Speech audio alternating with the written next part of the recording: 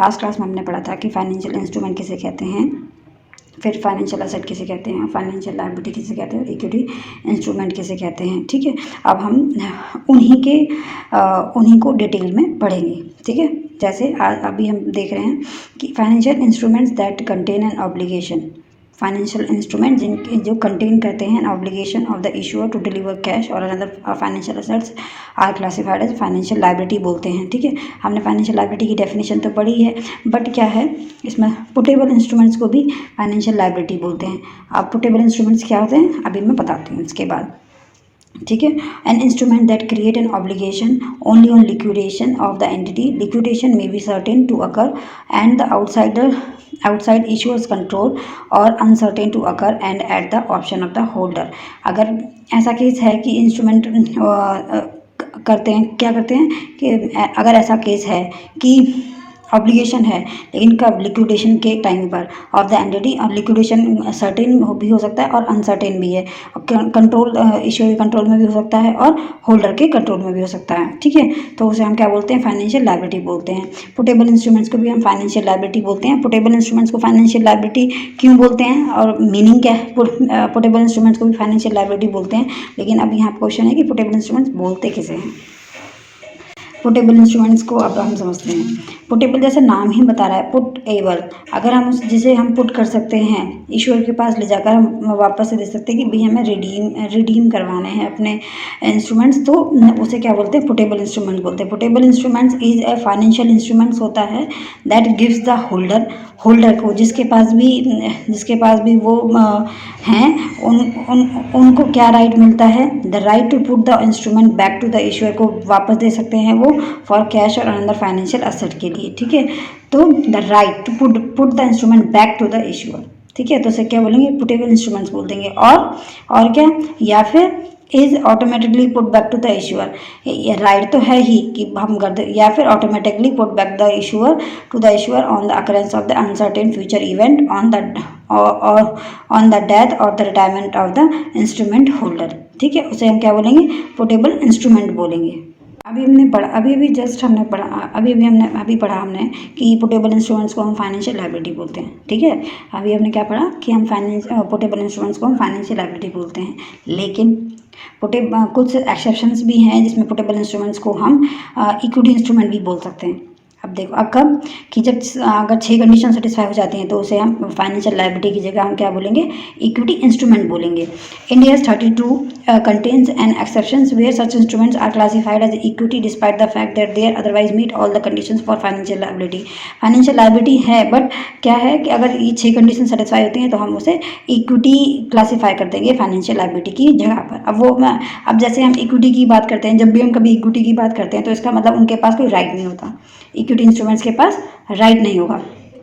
तो और रेजुटेशन इंटरेस्ट होता है एंटिटी के अंदर, कोई पर्टिकुलर उन्हें शेयर नहीं मिलता है, पर्टिकुलर कोई उन्हें pro rata share of the entity's net assets, मतलब उन्हें कोई राइट नहीं होता, पुटेबल इंस्ट्रूमेंट्स को कोई राइट नहीं होता। और रेजुटेशन इंटरेस्ट होता है, मोस्ट सबऑर्डिनेट होते हैं, तो उन्हें हम क्या बोलते हैं, इक्विटी इंस्ट्रूमेंट्स बोलते हैं। जैसे पहली कंडीशन इसमें क्या है, it enters the holder to a pro rata share of the entity's net assets in the event of the entity's liquidation. सिर्फ लिक्विडेशन के टाइम पर नेट एसेट्स में जो उसका हिस्सा आएगा वही मिलेगा, तो उसे क्या बोलते हैं, पुटेबल इंस्ट्रूमेंट्स बोलेंगे। पुटेबल इंस्ट्रूमेंट्स को अगर ये वाली कंडीशन सेटिस्फाई होती है तो हम उसे इक्विटी इंस्ट्रूमेंट बोलेंगे। दूसरी कंडीशन क्या है, it is the class of the instrument that is subordinate to all other classes of instrument that is its present form. It has no priority over other claim to the entity's assets on liquidation। ठीक है, तो हम पहला क्या हो गया कि pro rata share मिलेगा लिक्विडेशन के टाइम पर। दूसरा क्या है कि मोस्ट सबऑर्डिनेट होगा, कोई प्रायोरिटी नहीं होगी, तो उन्हें हम क्या बोलेंगे, उन पुटेबल इंस्ट्रूमेंट्स को हम बोलेंगे इक्विटी इंस्ट्रूमेंट्स। और थर्ड कंडीशन क्या है, in case of puttable instruments all financial instruments in a most subordinate class have identical features होने चाहिए। कैसे फीचर्स होने चाहिए? आइडेंटिकल फीचर, एक जैसा फीचर, जैसे they must all be puttable and the formula and the other method use to calculate the repurchase or the redemption price is the same for all the instruments in that class. ठीक है, तो उन्हें वो identical feature, पहला क्या होता है कि प्रोराटा शेयर मिलेगा नेट एसेट्स में, लेकिन कब? लिक्विडेशन के टाइम पर। दूसरा क्या हो गया कि मोस्ट सबऑर्डिनेट होंगे, नो प्रायोरिटी कोई नहीं होगी। तीसरा क्या हो गया? आइडेंटिकल फीचर्स हो गए। ठीक है, हमने 3 कंडीशन पढ़ ली। 3 कंडीशन कौन कौन सी? पहली है प्रोराटा शेयर होगा नेट एसेट्स में लिक्विडेशन के टाइम पे। थर्ड हो गया मोस्ट सबऑर्डिनेट।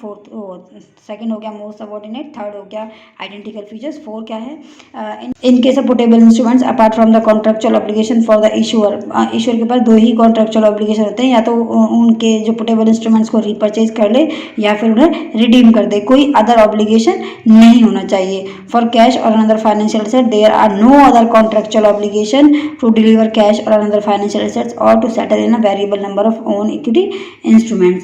तो रीपरचेज और रिडीम के अलावा कोई अदर ऑब्लिगेशन नहीं होना चाहिए, ना तो सेटल करने के लिए in variable number of equity shares, ना cash deliver or other financial assets देने के लिए। ठीक है, 4 कंडीशंस हो गई। 5th कंडीशन क्या है? In case of puttable instruments the total expected cash flows and attributable to the instruments over the life of the instruments are based substantially on the profit and loss, change in the recognized net assets or the change in the fair value in the recognized and the unrecognized net assets of the entity over the life of the instruments। 5th condition क्या है? In case of puttable instruments, in case of puttable instruments the total expected cash flow, जो भी cash flow आ रहा है, attributable to the instrument over the life of the instrument are based substantially on the profit and loss पे base होना चाहिए वो, या फिर change in the recognised net assets or change in the fair value of the recognized and unrecognized net assets of the entity over the life of the instrument। ठीक। 6th condition क्या है? The issuer must have no other financial instruments or contract that has total cash flows with the effect of substantially restricting or fixing the residual return to the putable instruments holders। मतलब extra कुछ नहीं होना, कोई अलग contract नहीं होना चाहिए जिससे कि उन्हें ज़्यादा प्रॉफिट हो रहा हो। ठीक है, जो अभी पुटेबल इंस्ट्रूमेंट्स की 6 कंडीशंस पढ़ी हैं। पहली कंडीशन थी इसमें प्रोराटा शेयर होना चाहिए लिक्विडेशन के टाइम पे, एक्स्ट्रा नहीं मिलना चाहिए। ठीक है, तो अब इसमें देखो क्वेश्चन देखते हैं उसी के बेस पर। Sorry, ABC Limited has 2 classes of puttable shares, class A class B shares. ABC limited के पास 2 तरह के पुटेबल शेयर्स है, क्लास ए और class B. On the liquidation के टाइम पर class B share holder are entitled to a pro rata of the entity's residual assets up to a maximum of 1 crore rupees. मतलब बोले क्लास बी को है ना 1 करोड़ से ऊपर ज़्यादा पैसे नहीं मिलेंगे। तो भाई तुमने तो लिमिट लगा दी, तो इसमें प्रोराटा कहाँ रहा?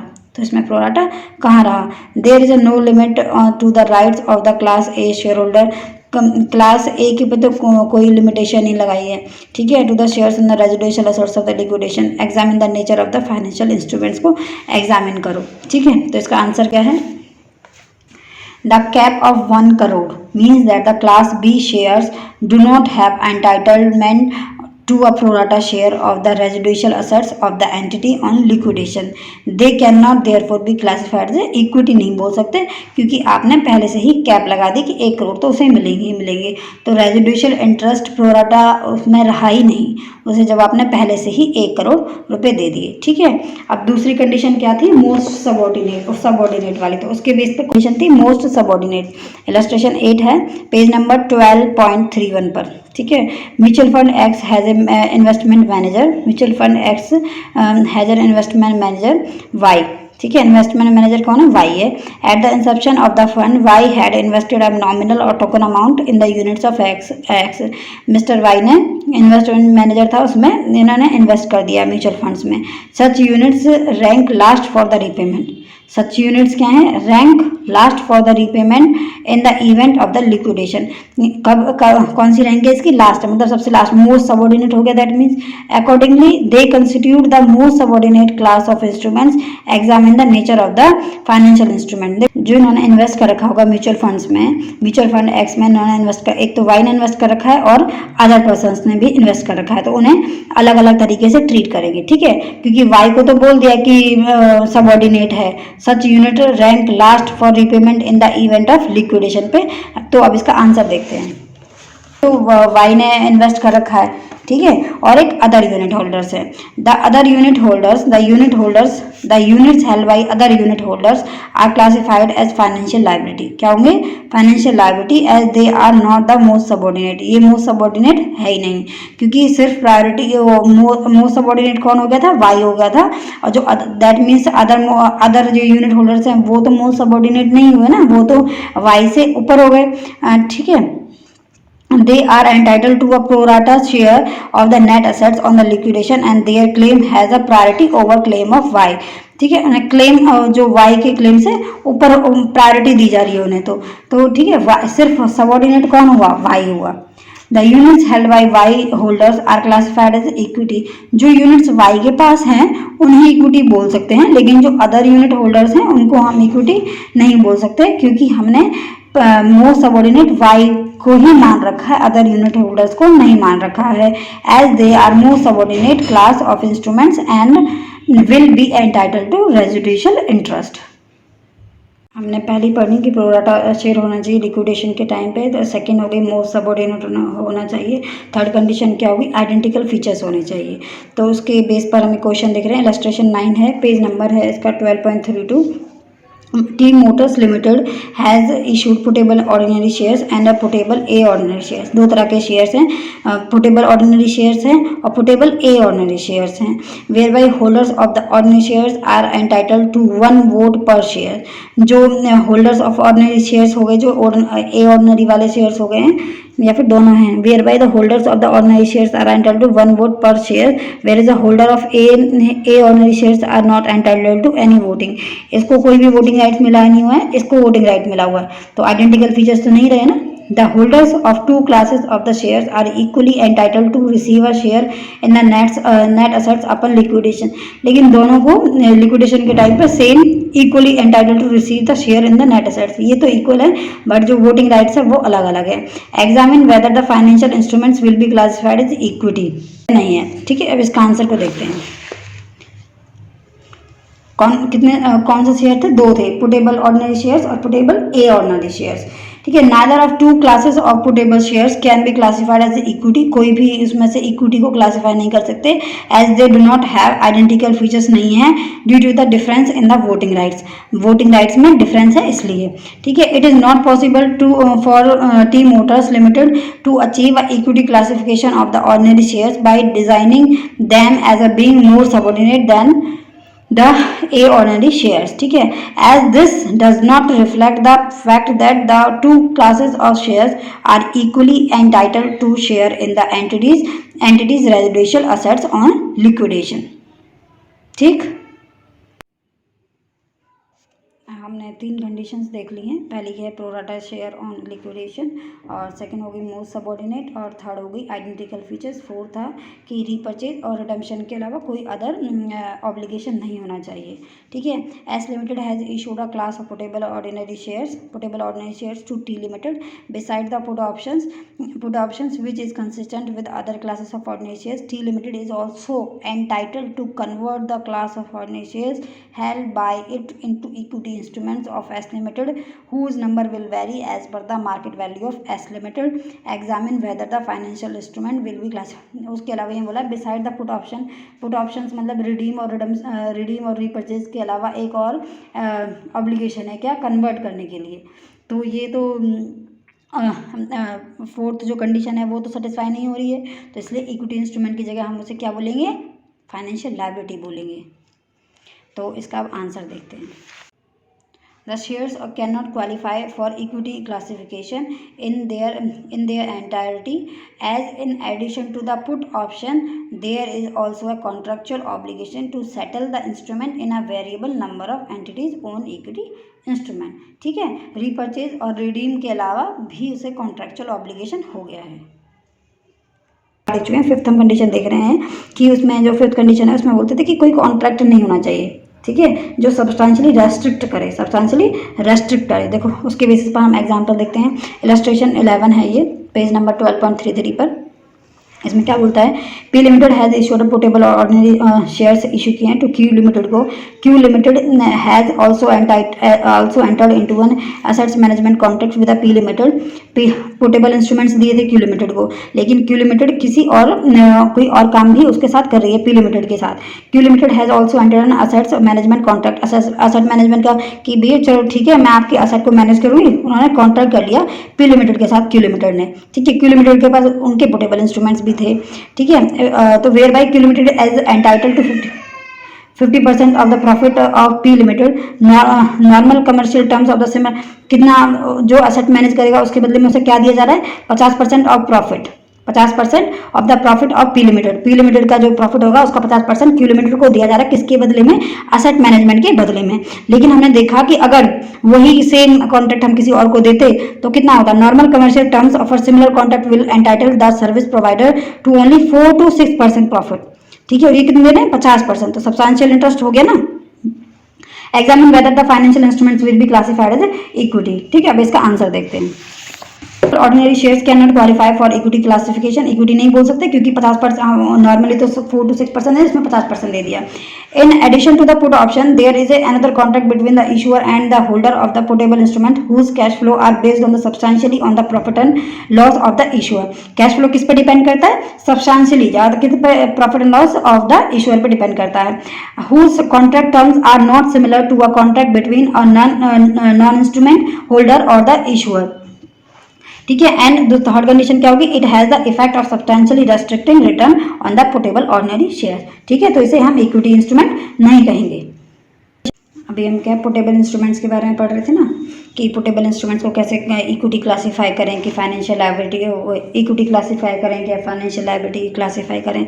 तो क्लासिफिकेशन तो हमने अगर मान लो हो गया है, या तो फिर फाइनेंशियल लायबिलिटी क्लासीफाई हो गई, या तो वो इक्विटी इंस्ट्रूमेंट क्लासीफाई हो गई। लेकिन अगर जो 6 कंडीशन सेटिस्फाई हुई थी, तो जिसकी वजह से वो पोर्टेबल इंस्ट्रूमेंट्स को इक्विटी इंस्ट्रूमेंट कहा गया था। ठीक है, लेकिन बाद में जाके अगर वो कंडीशन सीज हो जाती हैं, अगर वो कंडीशंस सीज हो जाती हैं, 6 की जगह 5 ही रह जाती हैं, पूरी 6 कंडीशन सेटिस्फाई नहीं होती, तो उसे हम क्या करना पड़ेगा, रीक्लासीफाई करना पड़ेगा। तो कब क्लासीफाई करना पड़ेगा, डेट ऑफ रिक्लासिफिकेशन करना पड़ेगा उनका, कब, when the instrument ceases to meet all the conditions.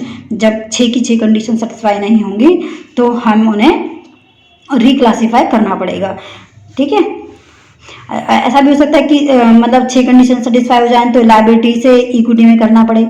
ठीक है, और ऐसा भी हो सकता है कि इक्विटी में हमने 6 कंडीशन सेटिस्फाई हो रही थी तो हमने इक्विटी में क्लासीफाई कर रखा था, लेकिन वो इक्विटी में क्लासीफाई कर रखा था तो अब उसे लायबिलिटी क्लासीफाई करना पड़ेगा रिक्लासिफिकेशन से, मतलब लायबिलिटी से इक्विटी भी है, इक्विटी से लायबिलिटी भी।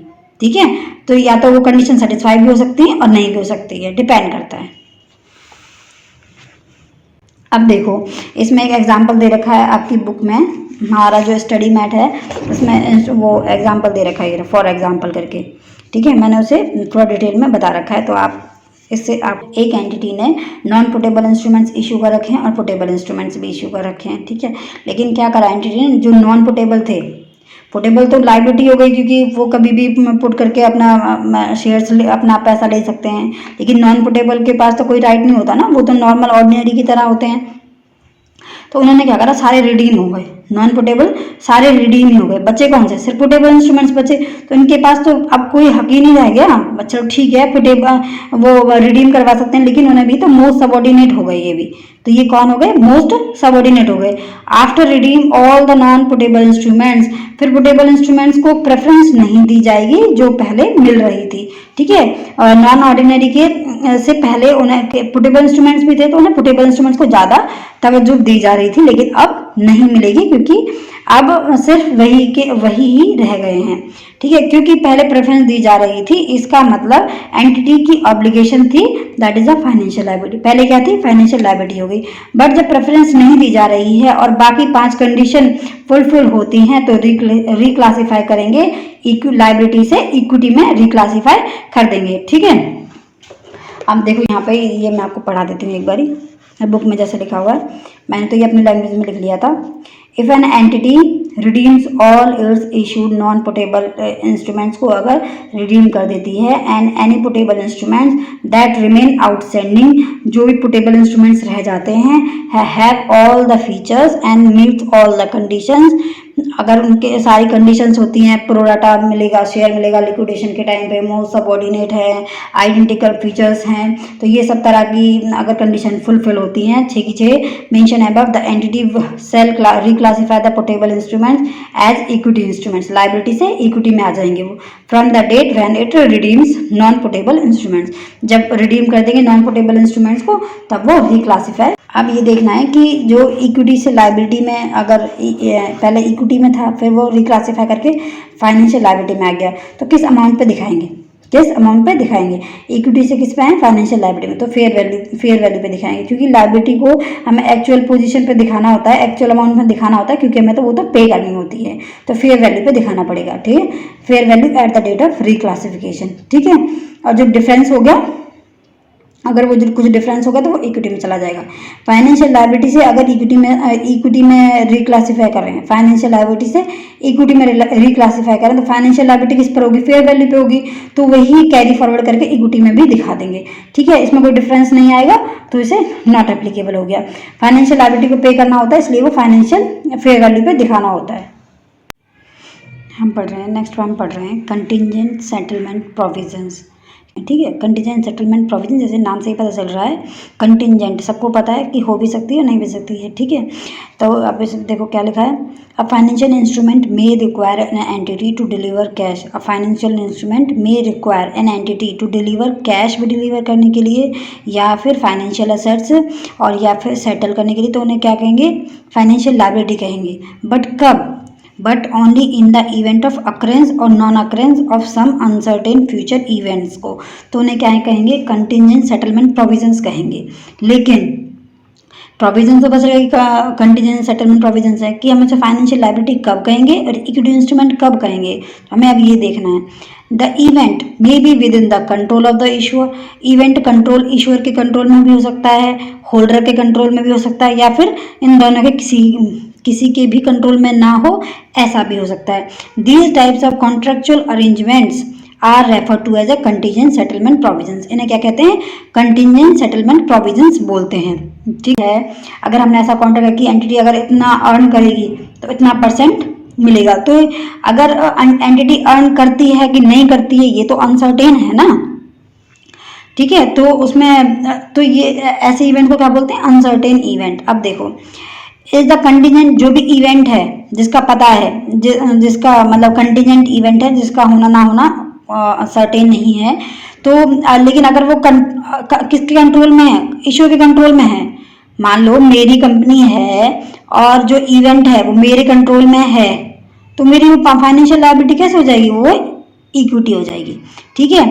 अगर वो कंट्रोल में मेरे है, अगर कंट्रोल में मेरे है तो वो क्या हो जाएगी, इक्विटी हो जाएगी। लेकिन अगर मेरे कंट्रोल में ही नहीं है तो मेरी तो लायबिलिटी बन गई ना, अगर मेरे कंट्रोल में नहीं है तो वो मेरी लायबिलिटी बन जाएगी, ठीक है। दूसरी कंडीशन क्या है, दूसरी कंडीशन है assess whether the part of the contingent settlement provisions that indicates liability classification is genuine, अगर जेन्युइन क्लासिफिकेशन है कि लायबिलिटी है तो ठीक है, अगर नहीं लगता कि जेन्युइन क्लासिफिकेशन है तो वो क्या आ जाएगी, इक्विटी हो जाएगी। लेकिन अगर लगता है कि जेन्युइन लायबिलिटी है, तो अगर है यस, तो फिर क्या कर देखेंगे हम, can the issuer be required to settle the obligation in cash और another financial asset only in the event of liquidation of the issuer, अगर हमें लगता है कि सेटलमेंट जो हो रही है वो लिक्विडेशन पे हो रही है, कब हो रही है, लिक्विडेशन पे ही हो रही है, तो अगर ऐसा बात है कि लिक्विडेशन पे ही सिर्फ सेटलमेंट हो रही है, तो फिर तो ऐसा था इक्विटी इंस्ट्रूमेंट्स में होता है, तो फिर वो क्या हो जाएगी, इक्विटी क्लासिफिकेशन हो जाएगी। लेकिन अगर लिक्विडेशन से पहले सेटलमेंट हो जाती है, अगर पहले होती है उस टाइम पे नहीं, लिक्विडेशन के टाइम पे नहीं, लिक्विडेशन के टाइम पे होती है तो इक्विटी जाएगी। अगर नहीं होती है तो does the instruments have all the features that meet all the conditions, अगर जो कंडीशंस होती हैं पोर्टेबल इंस्ट्रूमेंट्स वाली, अगर वो सारी सेटिस्फाई होंगी तो क्या हो जाएगी, वो इक्विटी हो जाएगी। अगर सारी सेटिस्फाई नहीं होंगी तो क्या हो जाएगी, वो फाइनेंशियल लायबिलिटी हो जाएगी। अगर सारी कंडीशन सेटिस्फाई हो गई तो क्या हो जाएगी, वो इक्विटी क्लासिफिकेशन होगी। अगर जो 6 की 6 कंडीशन अगर सेटिस्फाई नहीं होती हैं तो वो क्या हो जाएगी, नहीं अगर हुई है तो वो क्या हो जाएगी, फाइनेंशियल लायबिलिटी। हमने ये क्या पढ़ा, हमने पढ़ा contingent settlement provisions. Contingent settlement provisions क्या होते हैं, the event may be with in the control of the issuer, अगर किसी कंट्रोल में है या फिर होल्डर के कंट्रोल में है या फिर दोनों में से किसी के कंट्रोल में भी नहीं है तो क्या बोलेंगे उन्हें, कंटीजेंट सेटलमेंट, जिनका